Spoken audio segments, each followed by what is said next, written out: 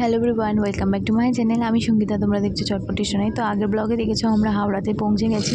তো এবার আমরা কফি খেয়ে দিনটা আবার শুরু করলাম, কারণ রাতবেলা ওয়েট করতে করতে প্রায় ঘুম পেয়ে যাচ্ছিলো, সেই জন্য একটু কফি খেয়ে মুডটা রিফ্রেশ করে নিলাম। এখানে আমাদের বন্দে ভারত দিয়ে দিয়েছে, 5:55 ট্রেন ছিল, প্রায় আধা থেকে 1 ঘন্টা আগে ট্রেনটা দিয়ে দিয়েছে। তারপর আমরা সিট নাম্বার খুঁজে নিলাম, আর ভীষণ এক্সাইটেড লাগছে, দেখতেই পাচ্ছ।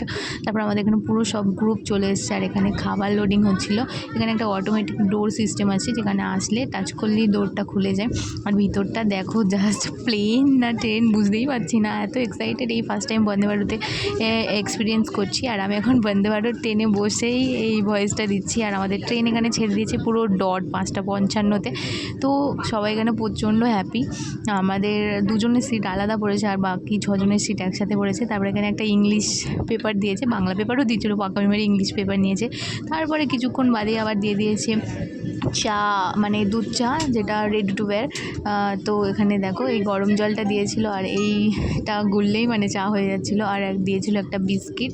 চাটা খেতে না মোটামুটি ছিল, মানে অনেক কিছু দেওয়া ছিল, তো আমরা বাঙালি বুঝতেই পারছো। তো আমি এখানে চা আর বিস্কিটটা খেয়ে নিলাম, আর বিস্কিটটা আমার ভীষণ ভালো লেগেছে। আর চা দিয়ে বেশ ভালোই লাগছিলো খেতে। সকাল সকাল 1 কাপ চা দিয়েই দিনটা শুরু হলো আমাদের। দেখো এখানটায় চায়ের সাথে এনজয় করছিলাম আমাদের জার্নিটা।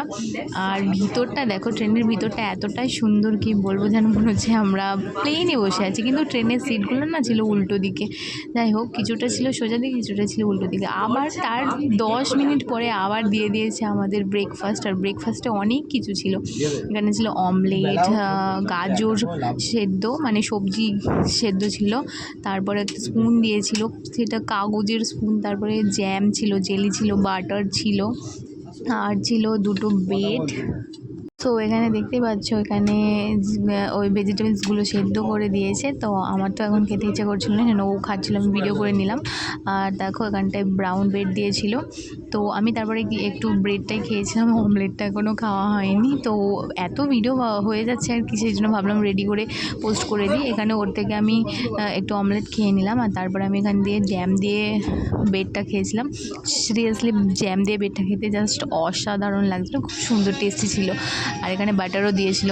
তো আমাদের এই জার্নিটা তোমাদের সাথে শেয়ার করছি, তোমাদের কেমন লাগছে অবশ্যই জানিও। আর আমরা কোথায় যাচ্ছি তোমরা কি গেস করতে পারছো? গেস করতে পারলে কিন্তু অবশ্যই কমেন্টে জানিও। আর এখানে একটা সল্ট আর গোলমরিচ গুঁড়োও দিয়েছিলো ছোট্ট একটা মিনি প্যাকেটে।